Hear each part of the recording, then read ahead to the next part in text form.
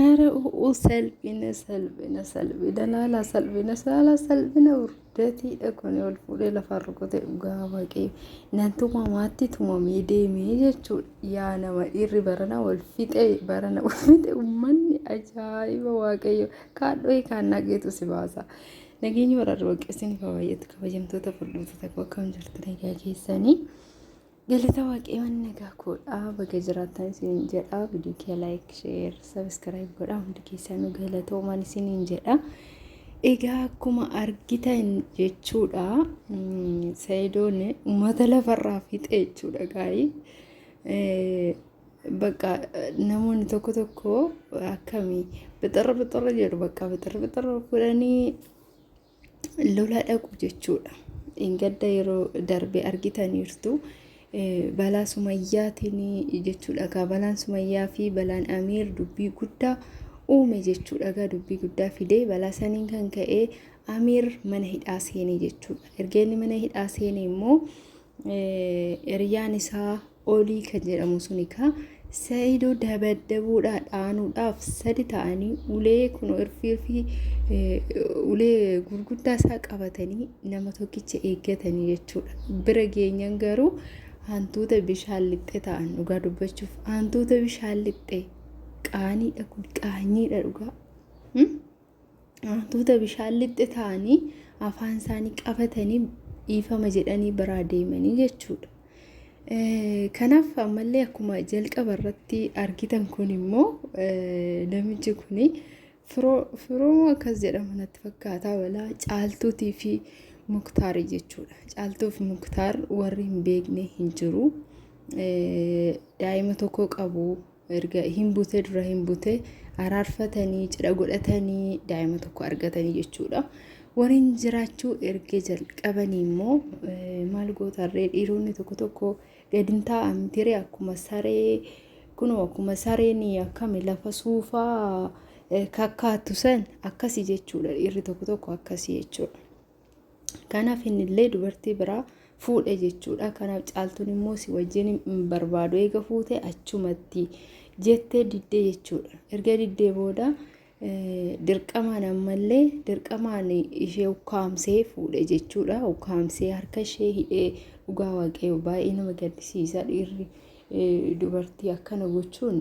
baay'ee kun qaanyiidha jechuudha kanaaf keessattuu haadha ilmoosaa balaa saniin kan ka'e egaa isheenis immoo aara isaatiif jecha isa inaafsisuuf jecha firoo jedhamu kana kaa'isa namicha furdaa kana jaaladhee nan eerumaa jettee haasoftee jechuudha dhuguma tana akkas jettee haasofnaan kaa Muktaar immoo Caaltuu hatee ukkaamsee akka ishiin gadi hin baane taasisee jechuudha amma kan Caaltuun nan heeruma jette kuni dhaqee Muktaarii fi Jadiid jechuudha isaan lamaan intumee nama tumsiise jechuudha nama tumsiise haga mana yaala seenanitti illee taasise jechuudha harka isaanii namni rukutame egaa ka erga isaan tumsiise booda immoo Sa'iid aarii jechuudha maaliif waamee haasofsiise maaf tumsiiste ijoollee maaf tumsiiste haadha manaa isaatii Muktaar waan fe'e godhuu mirga qaba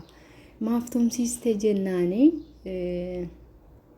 egaa dubbii dhalcha jedhametire dubbii keessa dubbiin dhufee haasa'anii dhumarratti akkuma argitan kana dura inni Sa'iidoo rukutuuf jedhee jechuudha rukutuuf jennaan jala gadi jedhee jala seenee akkasittiin kaa'u furdicha kan ol fuudhee duf wal lafatti jechuudha kuni qaanyiidha booda kan kunoo yaaluka koona baasii jedhe yaaluka koona baasii kaannaa qofanna baasa jedhe binni jedhe achii badee jechuudha egaa kabarana baay'ee nama ajaa'iba jechuudha dhugaa dubbachuuf bicha waaqayyo nagaa haa buusuuf namoonni baay'een ijoollee baay'een bultii namaa keessa seenanii bultii namaa warreen bittisanii waaqayyo laphee waan gaarii yaadu isaaniif haa kennu dhugaa dubbachuuf baay'ee tokko nama gaddisiisa egaa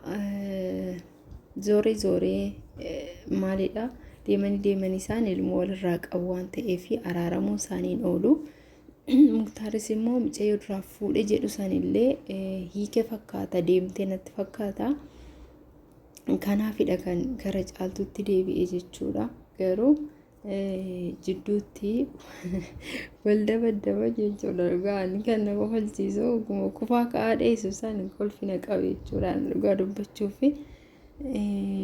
dura bakka akkuma nama onnee qabu tokko of tuulanii maal jedhanii booda garuu hantuuta bishaan lixxe yoo ta'anii nama kofalchiisu dhugaa dubbachuuf. Egaa kana fakkaata. Dhugaa baay'ee nama gaddisiisa.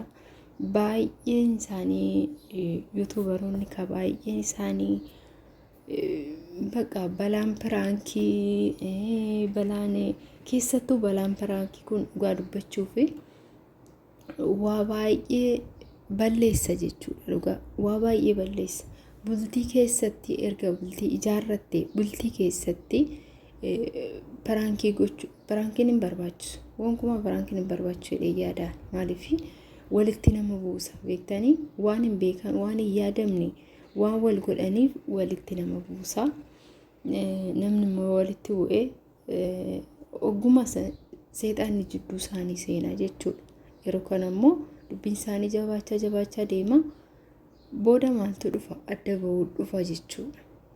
Kanaaf adda baanii sikkoo walirraa citanii addan baanii kunoo kanuma argitan kana Rutaa fa'allee kanuma argitan kana kunoo addaan baanii jedhanii warqata tarsaasni jedhanii booda irratti immoo kinoo ammoo nuti waliin hiignee anis hin hiignee atis akkas waliin jechaa jiru jechuudha. Maaliif nama diraamaa hojjetu moo namni bultii ofirratti diraamaa hojjeta. Doolaaraaf jedhaniituma garuu kana hunda jiruuf jireenya isaanii akkasittiin bittisanii moo wanti kun dhuguma dhugaa ta'eeti. Dhugaa baay'ee tokko nama jibbisiisa. Akkuma argitan Abrahaam illee Ermiilaas yaamee Rutaas yaamee jara lachuu qofa haasofsiisee jechuudha. Garuu jara lachiifuyyuu akka haasasaatitti maal godha jara lachuuyyuu abdii tooraa jira jechuudha. Rutaa bira yoo dhaqee Rutaan akka abdii isarraa hin kutanne taasisa. Ermiilaa bira immoo yoo dhaqee akka Ermiilaan isarraa abdii hin kutanne taasisa jechuudha. Kun immoo jireenya namaa akkami jireenya namaa rarraasanii jireenya namaa balleessu jechuudha. Jidduu kanatti isaan ilmoo walirraa qabanii walitti deebi'uu danda'u, araaramuu danda'u jechuudha. Jaarsi jidduu seenee araarsuu danda'a jechuudha. Har'a odoo jaarsi jabaan tokko qeesiin jidduu seenee araaramanii walitti deebi'an. Borummoo kan jireenyi ishii badee lafatti haftu eenyu Ermiilaadha jechuudha. Ishiin garuu kana hunda hin yaanne bakka kan koo haa ta'uuf jecha ishiin amma baay'ee lafa hanqattee jirti jechuudha. Yoo haasoftu illee yogguu argitan bakka akkami hollachaa haasofti jechuudha. Jarjarti waan dubbattu hundaayyuu jechuudha. Maaliif sodaa ishee keessa jira. Wanta ormaa kanuma ormaati bakka maaf wanta ormaati tarra'u maaf wanta ormaa duukaa kaatu bakka ajaa'iba beekaa waaqayyo ajaa'iba. Waan kanaan isiniin jedhu yoo heerumtanii yoo wal fuutanii booda piraankiin taane walirratti hin hojjetina. Keessattuu piraankii isheen dhiira biraa qabattee isa piraankii gootu. Inni dubartii biraa qabatee ishee piraankii godhu. Keessattuu isa kana balaaleffadhaa dhugaa waaqayyo. Isa kana balaaleffadhaa sirriitti jechuudha.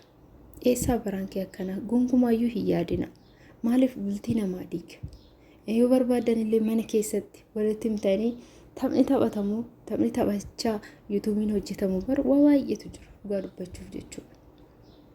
Kanaaf piraankiin taane walirratti hojjetanii jiruu ofii bittinsuun immoo baay'ee nama gaddisiisa jechuudha. Keessattuu warreen ilmoo horatan warreen ilmaan walirraa qabanii ilmaan isaanii jidduutti rarraati. Haadha jetti immoo abbaa jetti.